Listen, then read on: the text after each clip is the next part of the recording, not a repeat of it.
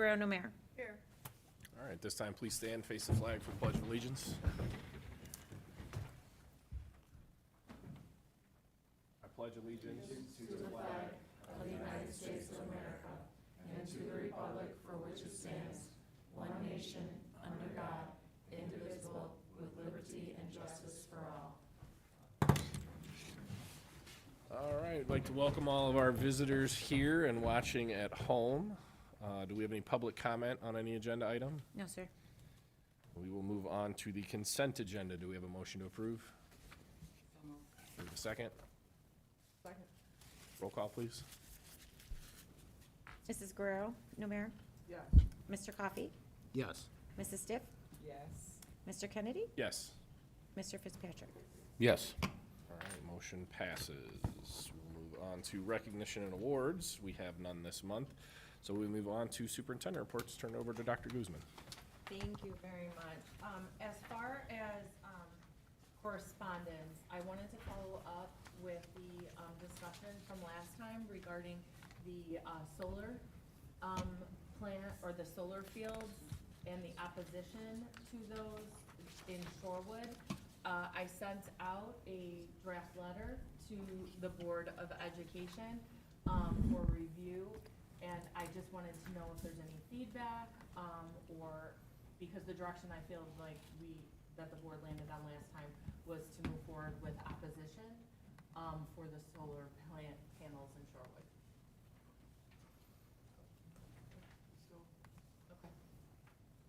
I can get that to them then tomorrow. So, and then as far as legislative report, there's a lot of information out there about grant funding and such. We're following. We don't have any information to share at this time. Funding has not come into the state, therefore we're not getting funding right now. We also haven't gotten funding for CTE as well, and so we're going to continue to monitor closely, and we'll keep the board updated as we have more information.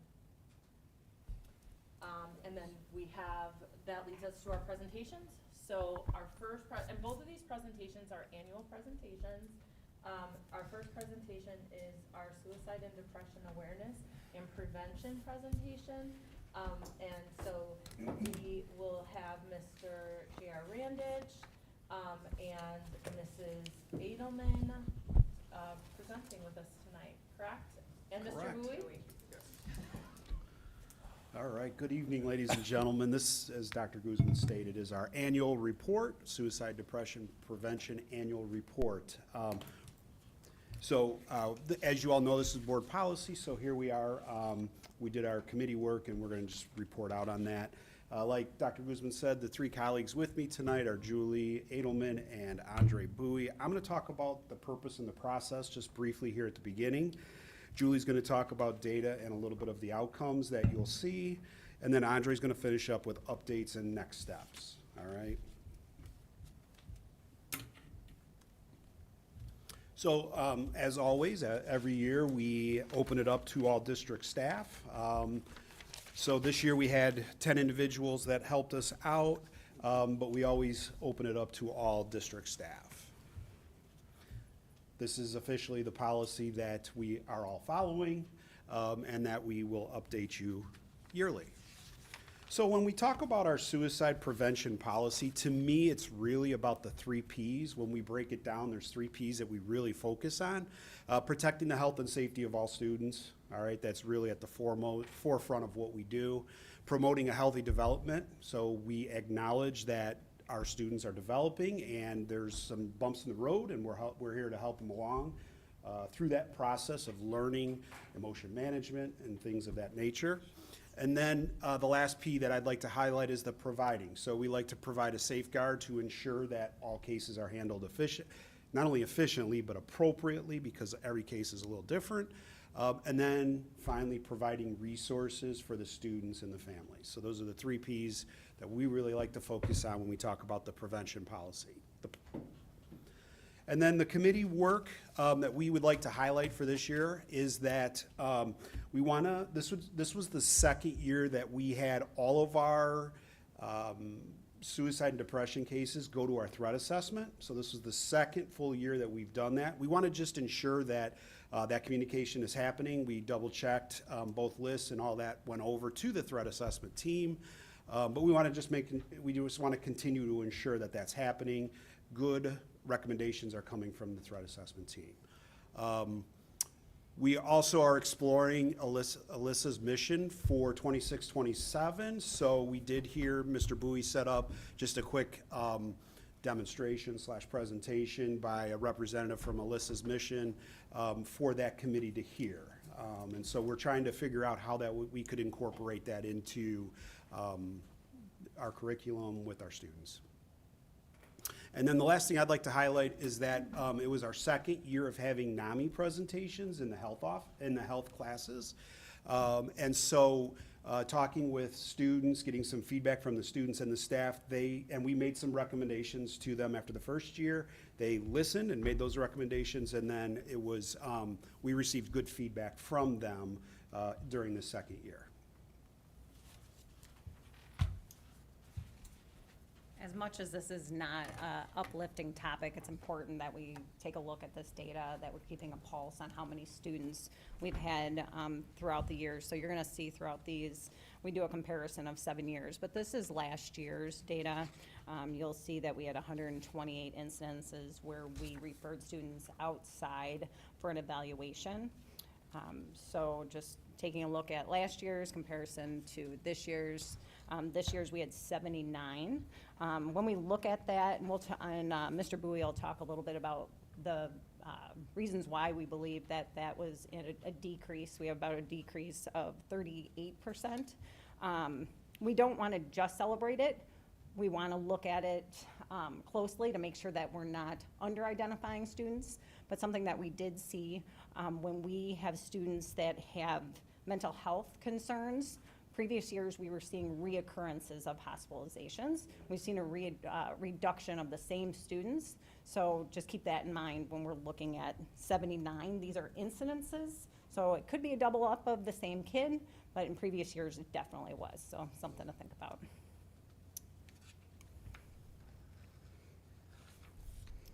So this just gives you a breakdown of how we went about getting them the resources they needed. Some was through the emergency room, through a parent.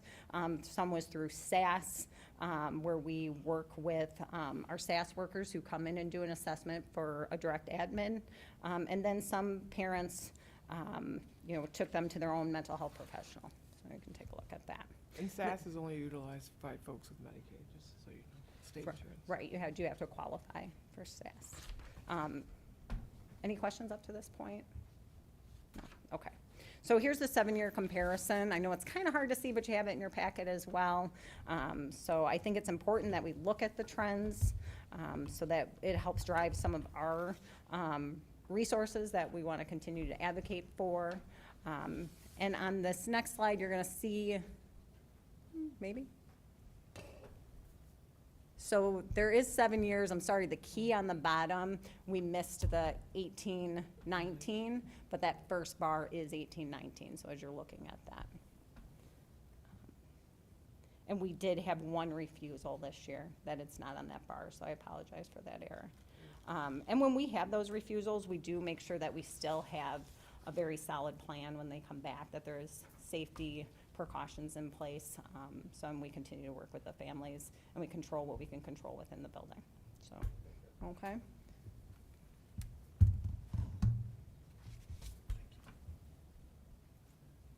Good evening. Thank you, Julie.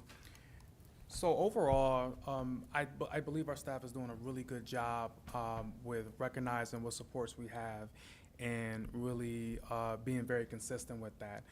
But our team that we put together on the day that we discussed this really wanted to iron down our efficiency and organization with our processes. So we spent a lot of time talking about what that would look like.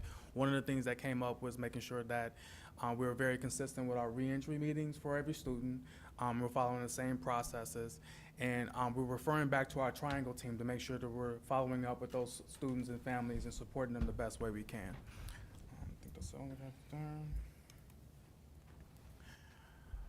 there. Another thing that we talked about as a group was our screener.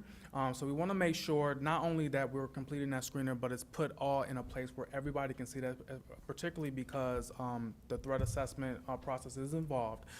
So we discussed making sure that that's filled out and placing that document in a confidential area of Infinite Campus called counseling documents. So that will be something that we'll be working on to make sure that every staff understands to do for next year. A couple other updates is we worked with our lawyers to update our HIPAA form, and in the past we hadn't had a version of that in Spanish, so going into next year we will have a version of that in English and in Spanish. Yeah. And that's it. Does the board have any questions? Thank you. Thank you so much. Thank you. Nice job.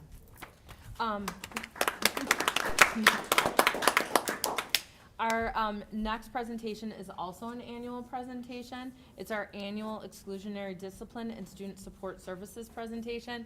And we have a team of presenters. So as they present, they will again introduce themselves. They worked very hard as a team for this presentation. And from feedback we received last year, that sometimes it's just not feasible to go through hundreds of slides. They're all in the board packet because we want everyone to have the information in advance, but we did summaries because that was something we heard from the board. So really the first part, we can hone in on anything the board would like to hone in on, but they have prepared their summaries of the 160 slides.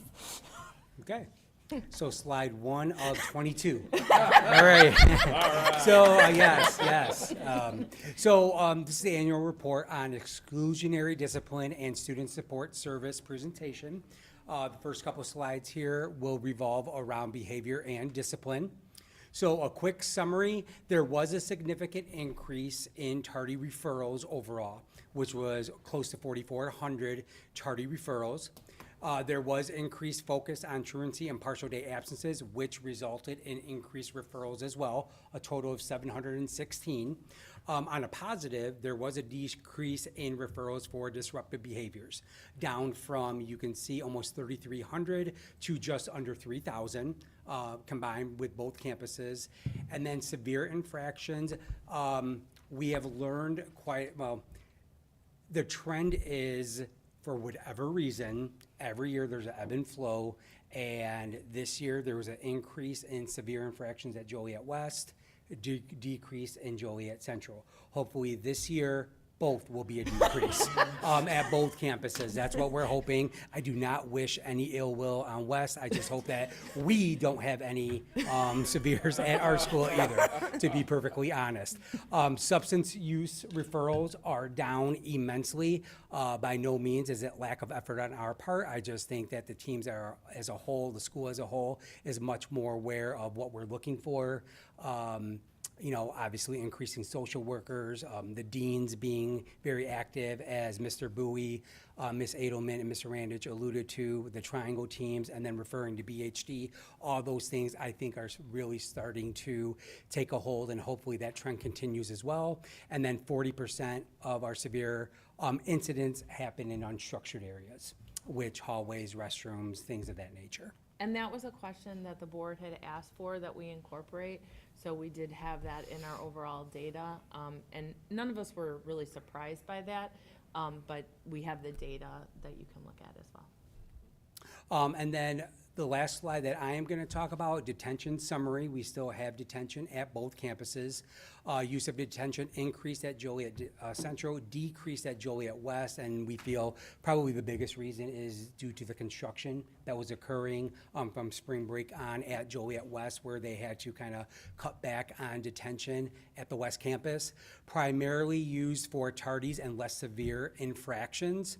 Students continue to be served lunch in detention, and completion is monitored on Infinite Campus Detention Tracker. Okay, before I pass it over to Dr. Markham, are there any questions on the slides? Okay.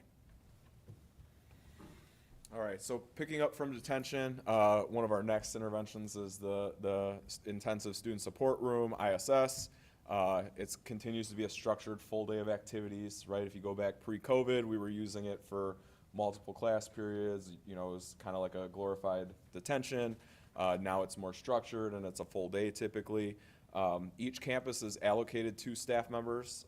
They have a substitute teaching license. We provide them some additional professional development opportunities. Usage of ISS did increase, right? So if you look at our historical data, we are using out-of-school suspension less and keeping students with us to try to provide those interventions. So that's a good thing, right? You don't want any students in ISS or out of school, but if we're going to have behavior incidents and we want to try to intervene with behavior, we want them with us so we can support them. And just, you know, again, for the end of last school year from March on, and then for this next whole school year at West Campus, ISS and detention are combined in one room while we go through our construction projects.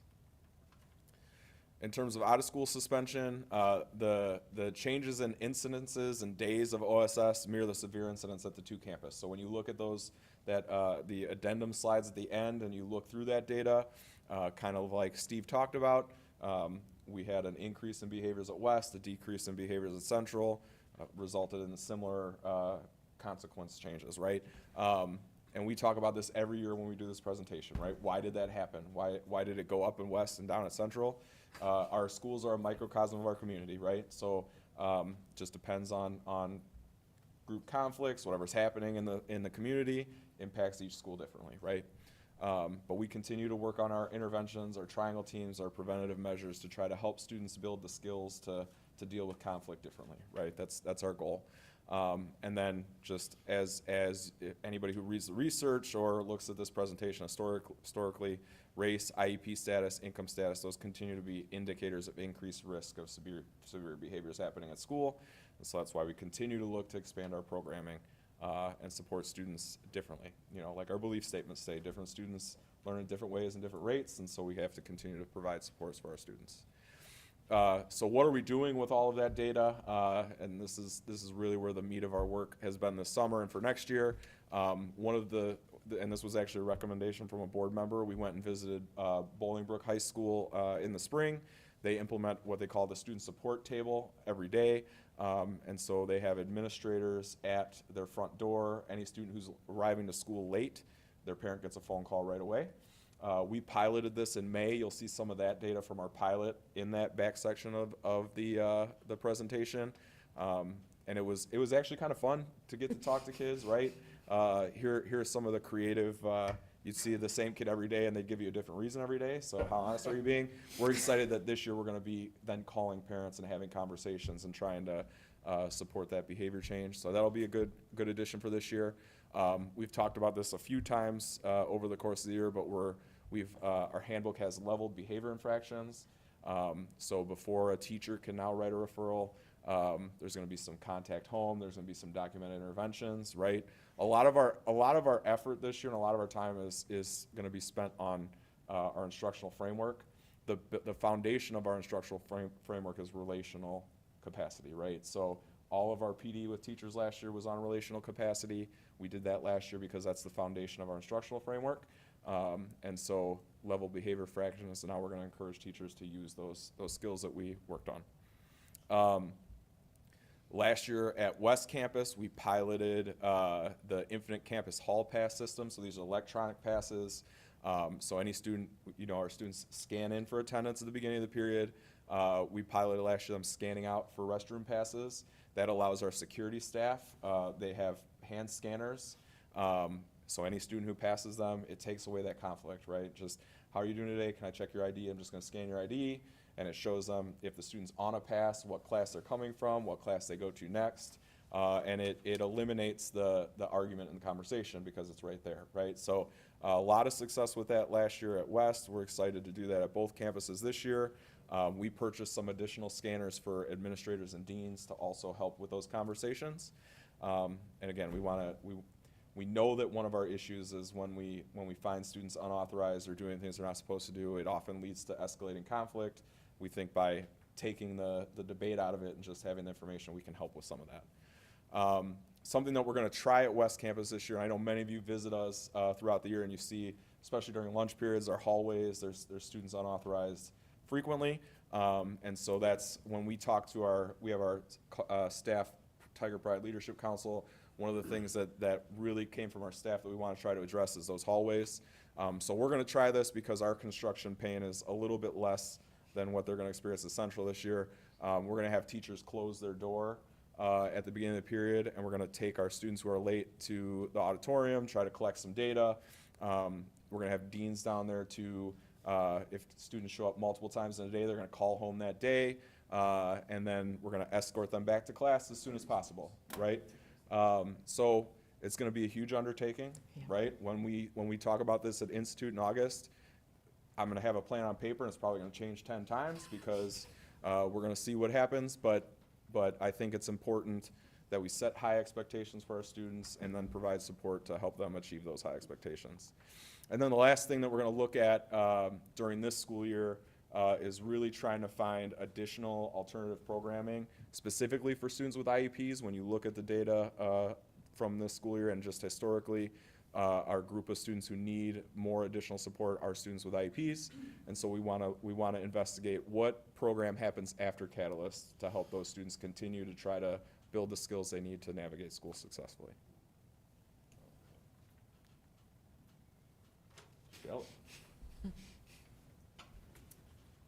Hi, everyone. I'm here to talk about our expulsion data. So for this year, we had 21 expulsions, which is slightly elevated from our previous year, but as you can see, overall, minus our COVID year, that's still in a lower number. Our goal is to always have fewer expulsions, and we're going to continue to work on that next year. As far as our expulsions, we had 6 at Central and 15 at West. As my colleagues explains, that kind of ebbs and flows each year depending on different incidents.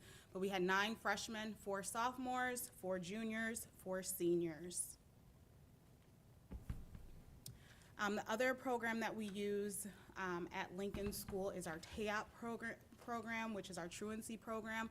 This year we had 18 students who attended Lincoln, which was the exact same number as last year for this program. 9 were at Central and 9 were at West. Anytime a student comes back to our schools, we have our transition process, which every student has a meeting with myself, their dean, their counselor, Lincoln school counselors, and their family. And that meeting is just to review how they did at Lincoln, go over their credits, and then develop a plan for them to be successful while they're back at their home school. And that is a meeting that takes place in December if they're returning in January, or it takes place in April if they're coming back for the August school year.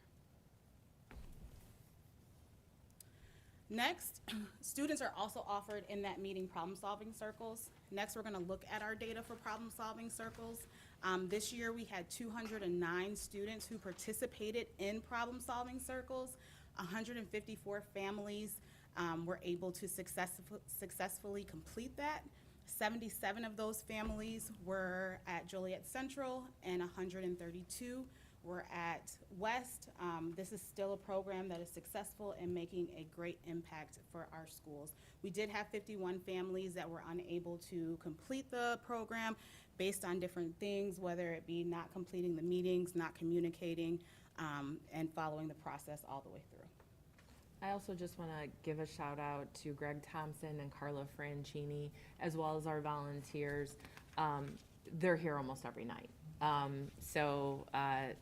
After hours, and this many families wouldn't be able to participate if they weren't willing to put that time in and the energy in to do that. So we're very thankful, and we think that, we know that that's impacted and allowed us to see less expulsions, and really help turn some situations around. So thank you to them.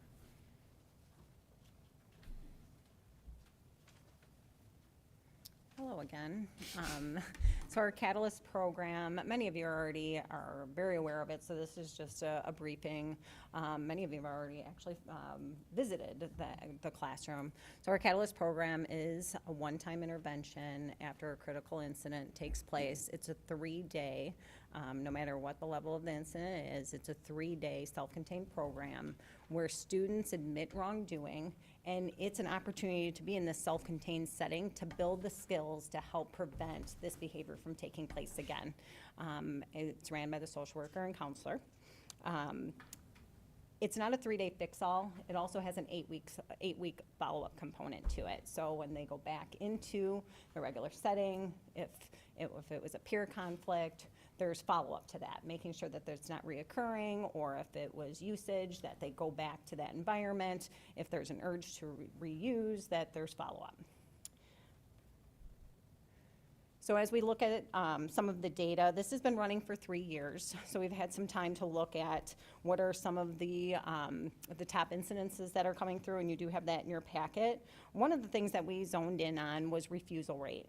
It's something that we want to make sure that we focus on this year. To see at Central, we had 28% of our students refuse, and 13% at West. When we're looking at that number, some of the things that we did this year, after they refuse, sometimes it's a time that emotions are high. Families are either advocating directly for the student, maybe there's just a lack of trust at that moment. So we do ask that we get an opportunity, once a refusal takes place, that JR and myself are notified from the dean, and then we reach out to the family within the next 24 hours. We have had some families reconsider, so then they come back in. Now, our goal is to get them in the program as soon as possible. Sometimes there's a 1 or 2 day buffer time where they're at home, the family reconsiders because emotions. Sometimes the student's not doing any work that they promised to do instead of coming into the program. So then the parent reconsiders and they come into the program.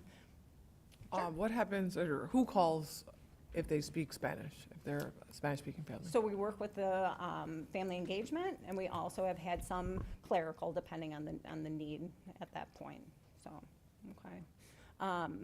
We have not found a trend in any of the necessary reasons, because I really kind of took a look at that.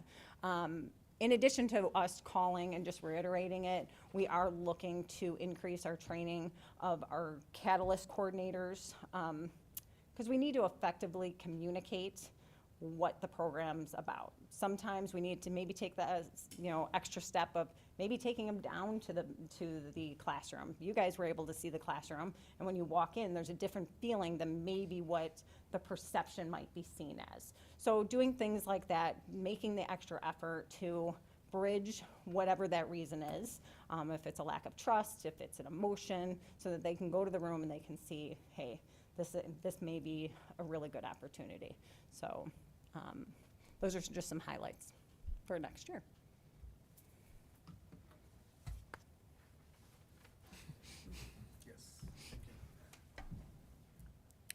Hi again. So again, I'm going to reiterate what I said earlier. I think we're getting really good with how we support our students. You heard that what Julie was talking about with Catalyst, but I'm going to talk about our student support groups, the ones that our support staff does, our school counselors, school social workers, and other identified staff. So some of the things that we worked on this year was to make sure that we're really tracking the progress of those students and putting them in a place where more people will have access to that. So beginning of the second semester of this year, we've been beginning to put data into our Panorama system to see completion data of how our students are doing actually in groups. So it's not just them just being there for attendance, but are they participating in group? Are they getting something out of there from the perspective of the facilitator?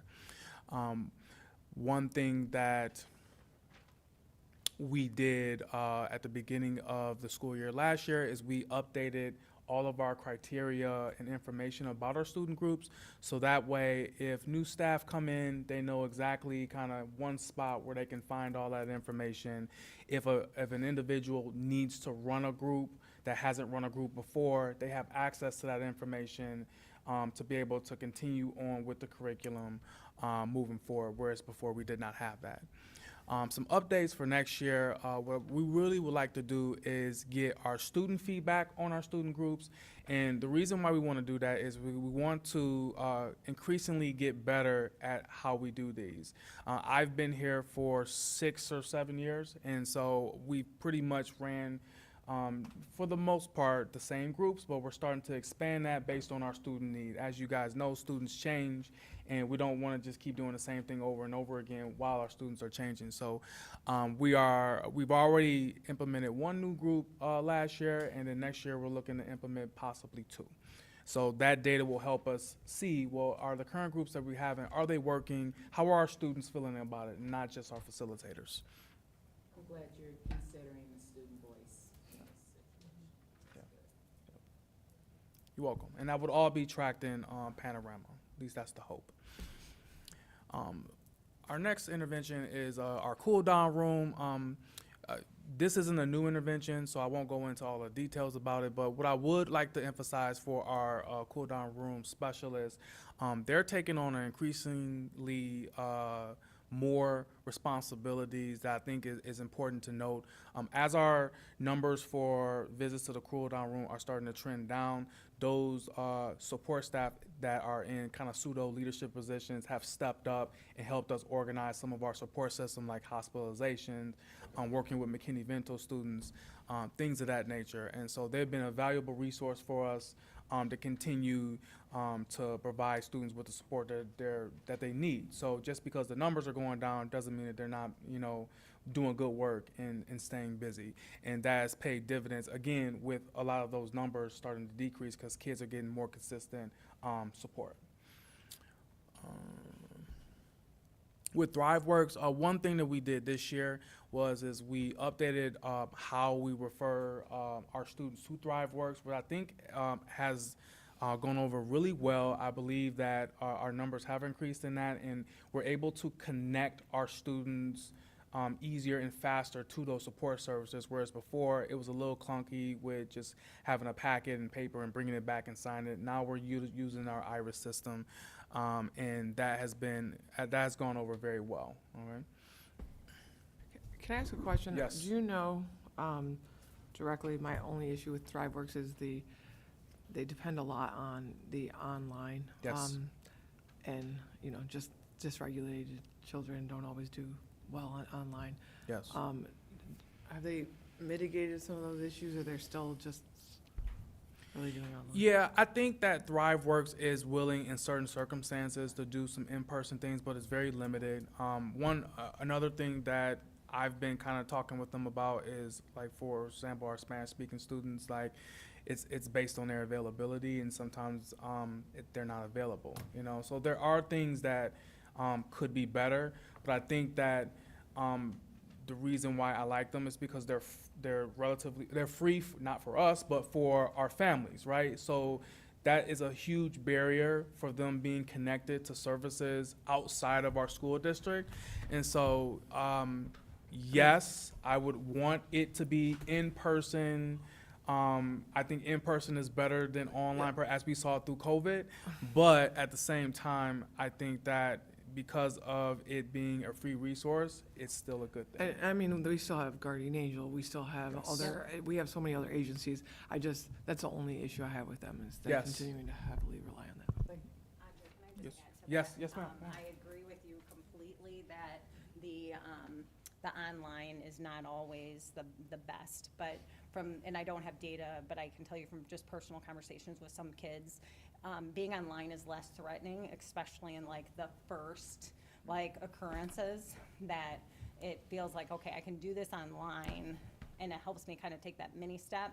And sometimes they'll say, I don't like that, but now I'll see the in-person guardian angel at school, right? Because they're like, I don't want to do that anymore, but I'll do it here, because it's like, it got them like that small step. Again, I don't have a lot of data for that, but I can tell you I've had like some of those small conversations, and that's been a positive, because kids, they're used to FaceTiming. It's a different generation, it's a little less threatening, but I agree, the impact is greater in Yeah. person. Well, and it's funny because as the data comes out, it's so mixed across the nation. Yeah, On, yeah. But for severe trauma or dysregulation, in person's better. But yeah, we have a 100%, I lot of agree different with you, but I've seen resources. some kids like take that mini step because it was Yeah. a little less threatening.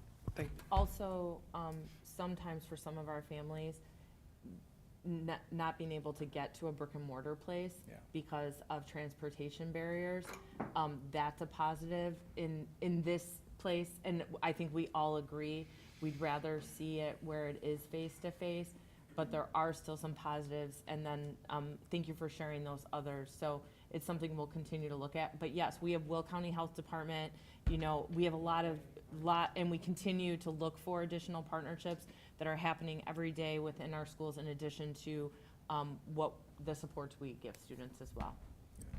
And they've been able to cover our needs. So every time we've, for the most part, have referred to them, as long as the family follows up, they've been able to support them. So that's a positive as well. Yep. So, any other questions? Not No? yet. Okay, and the last thing I'll talk about is our substance abuse intervention. So we've done a lot of things with this because we know that it is a big need. And I learned a lot about this as my first year as an administrator and supporting this role. One thing that we did right at the beginning of this is we partnered with a community partner called Bella Recovery. And so they've been a very good partner with helping support us with two things: prevention education and helping us create another tier 2 group. So that's one of those new groups that we were telling you about for kids that could use some support, not high level support, but kids that are kind of going down that path that kind of need someone to talk to with trained people that know how to do this. And those staff that support that are trained in working with kids with substance abuse issues, okay? So that has been a positive. I talk about, you'll see in this, talk about prevention education a lot, because after learning about this and talking with our substance abuse specialist, that's been one thing that I've learned from her that we need to get better at. Let's not wait till kids have this huge problem and then try to fix it on the back end. Let's give our younger kids more education on the front end to try to be more preventative versus reactive. So we've been trying to introduce some tier 1 presentations using our PE and health classes. That has gone over relatively successfully. I am not particularly a fan of auditorium presentations because it's less intimate. So I would like to expand that and make it more like a classroom setting so kids can ask questions and be involved and participate in things of that nature. But it is a start of giving them the education that they need. We also have added a Will County Substance Abuse Counselor for those in-person tier 3 supports. So if we have kids that are at that point where they have a significant need, we do have now a support person other than Amber Mitchell that will be able to support those students. All right, so some updates for next year is we want to continue to expand prevention education, and we've already worked on a way of doing that in a way that kind of continues this along with the presentations that we did this year.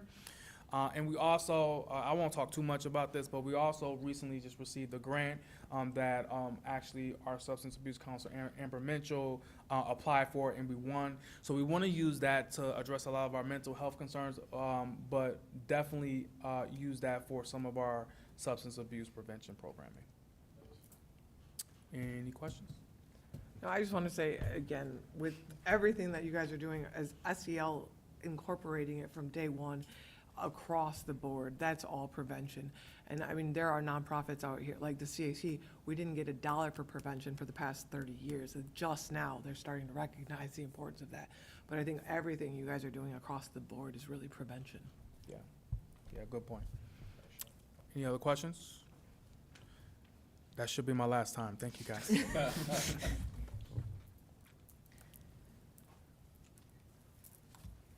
Okay, hi again, everyone.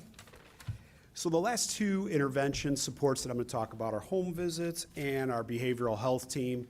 Our home visits, I believe it's been 3, maybe 4 full years now. We plan on continuing to use this. Our after-school home visits, where we send out a team of 2 to obtain either some signatures if we need to with some paperwork. But more than that, it's just to check in with families, because despite all of our efforts with phone calls and emails and calling every number that's listed, we're just having difficulty reaching a family member, and we want to ensure everything's okay. And then we also want to provide support. So we will continue with using our home visits as we have the last few years. We'll continue to do best practice training at the beginning of the year. We usually is right at the beginning of September. Andre, myself, and Gabrielle will coordinate that. And we'll meet with our new and just review with past members of our teams that have gone out. So just best practices and things like that. We are on call if anything happens during the home visit. They're to be with partners. So those are our safeguards. The updates for 25-26. We just want to make sure we're sending out our requests and assigning them equitably and appropriately. So we'll continue to review that process. And then possibly brainstorm ways to expand usage, possibly with our McKinney-Vento students.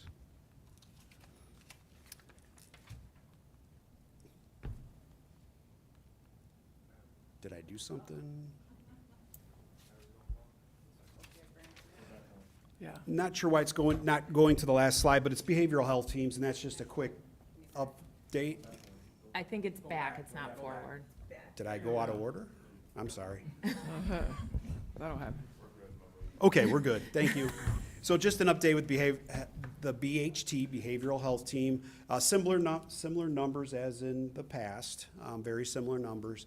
Andre talked about the addition of some local agencies that have helped us out. We are seeing equal numbers now at West and Central, and so the screening paperwork, all those cases, pretty equal amongst both campuses. And then just the adjustments for next year. We've got an ever-changing list of our community partners, so we want to just ensure that our collaboration attempts are successful, and the onboarding of bringing any new resources on is smooth. And then explore any additional programming that's needed, trying to stay on top of the changing needs of our students. And now, I think that's it, even though that remote will not work for me. I think that's it. Any questions? One question. You mentioned the infractions in the unstructured areas. Is there a plan to address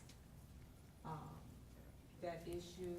So I think, yeah, so I think what I talked about is piloting at West Campus with the clearing the hallways every period is gonna be, it's gonna address multiple issues that we have going on, right? Like, the more that we have students in supervised areas, the less opportunity there is for mischievous things to lead to big things, right? So that's where we're spending a lot of our energy this year, is in that prevention effort.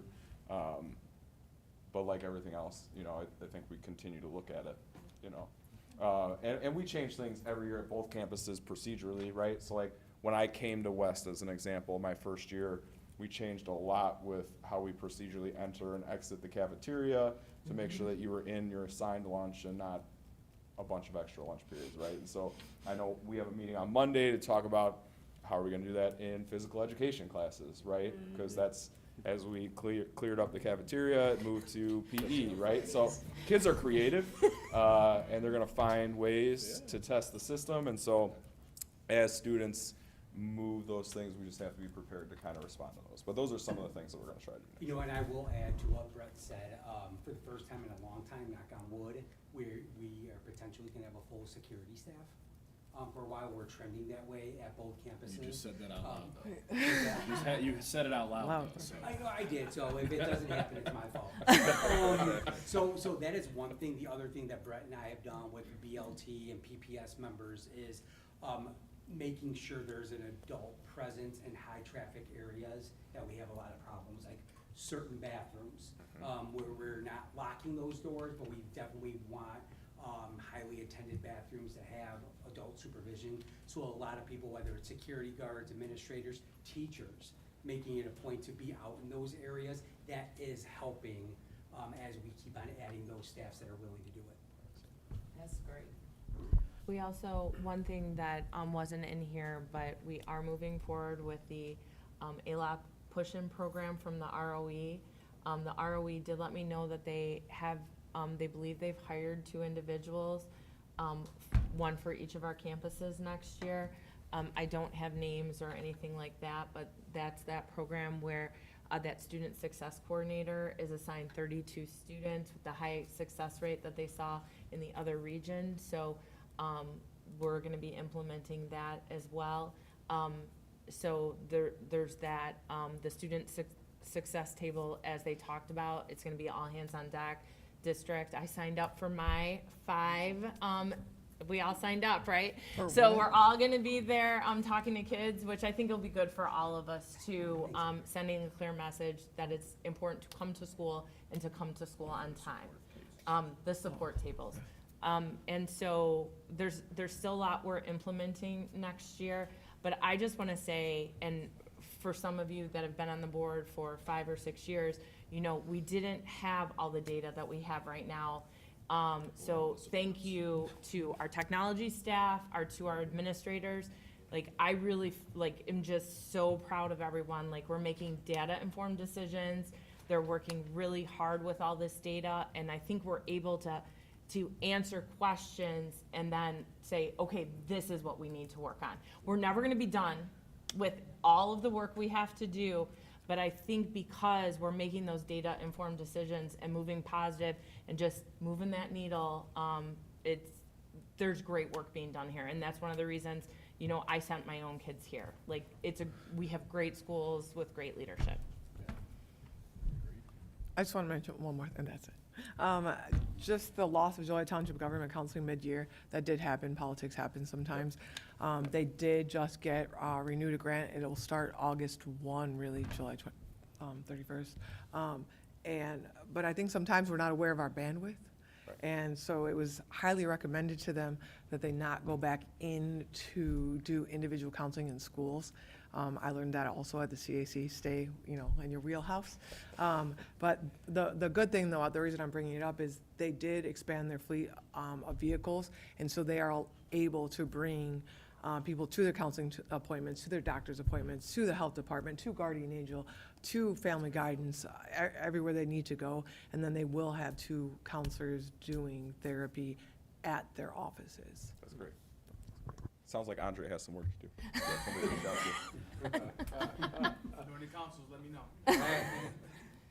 Any other questions for them? Thank you so much. That concludes our superintendent reports. All right.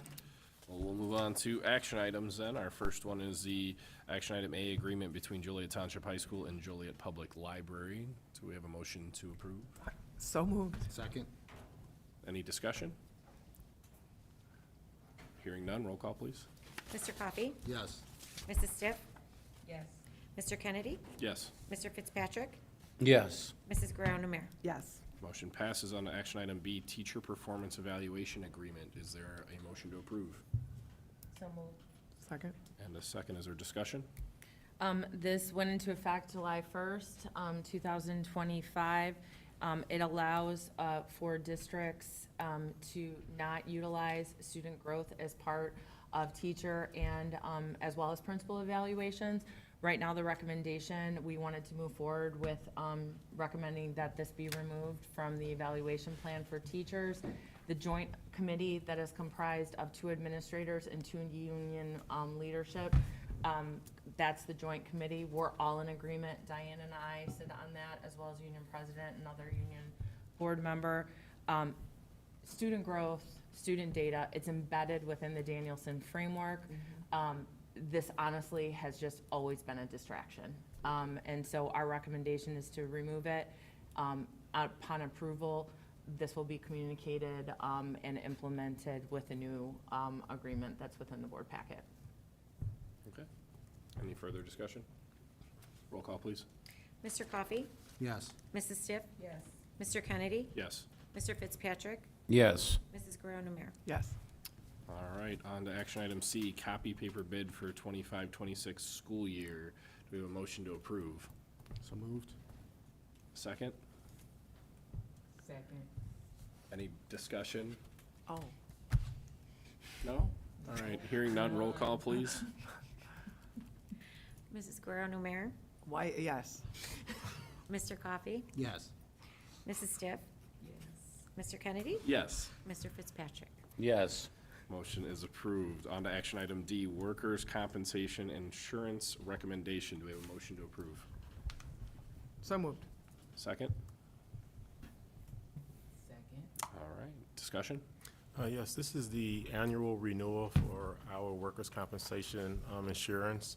You see that it's a 5.9% increase. However, our experience mode for the most part is the same.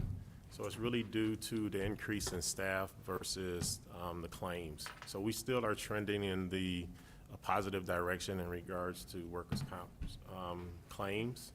And you will see over a 12-year period, we still realize a rolling savings of about $485,000 considering to where we are. Okay, thank you. Any other discussion? Roll call, please. Mrs. Guerrero Numer? Yes. Mr. Coffey? Yes. Mrs. Stiff? Yes. Mr. Kennedy? Yes. Mr. Fitzpatrick? Yes. All right, motion passes. On to action item E, numbers 1 through 11. Do we have a motion to approve? So moved. Second? Second. All right, roll call, please. Mr. Fitzpatrick? Yes. Mrs. Guerrero Numer? Yes. Mr. Coffey? Yes. Mrs. Stiff? Yes. Mr. Kennedy? Yes. All right, that concludes action items. We'll move on to unfinished business. There's none on the agenda. Does anybody have any unfinished business? Hearing none, we'll move to new business. We have first readings of several policy updates. Generally pretty small updates, but legislative nonetheless. Does anybody have any discussion on any of the policy updates? There was one question that I have out for guidance from the attorney. It had two options on it. One was for the default or to put in some extra language. And the attorney said that the extra language does not change anything at all within the policy. So he's fine with the default. If the board wants to put in the extra language, they can, and I can point that out in the email for the board to take extra look at that, but it doesn't change what the board can do. So, Okay. yep, everything else is in the summary that I shared with the board, so if there are any questions, I'd be happy to get that extra information. All right. Any further discussion? Move on to board reports. Anybody have a board report?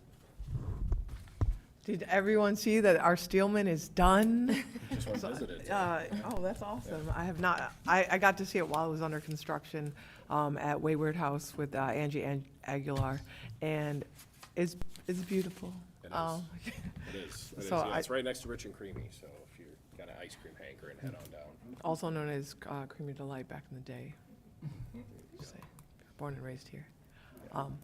And then, I know that's beautiful, and then I think everybody in this entire county, state has Jeremy Figure's fever, and can't wait to get a jersey.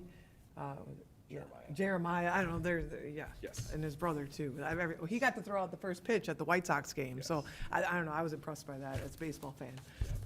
But, yeah, so I think that's pretty cool. It's not really a board report, I just wanted to talk about that. In addition, and there'll be information we're putting out, if you haven't seen, we also have a alum from Joliet West who was drafted in the 19th round, Jimmy Anderson. Anderson, yeah. To the Orioles. Yes. And, so that's something to celebrate too for He's a baseball. Great kid. So, yeah, so. 100%. Congrats to both. It's awesome. Great to see all of our alumni doing big things. I actually made it down to Sought Out Grounds to hang out with our transition and AVAC students for summer school. One of the teachers let me know they were going to be down there, so we decided to head on down because we love the coffee anyway, so might as well go down and catch a cortado with the kids and hang out with them and see the staff. Just kind of throw back and remind me all the fun, teaching summer school in AVAC. Shelley's nodding her head. It was a favorite. It was a lot of fun. So it's always nice to get connected with the kids and stuff and see what they're up to. So, anybody else? It's a little slower time of the year, not as many things going on. So with that, we'll move to announcements and public comment. Do we have any public comment? No, sir. Does anybody have any announcements? If not, we'll entertain a motion to adjourn. So moved. Second? Second. All right. Just by unanimous consent, hearing no dissension, meeting's adjourned.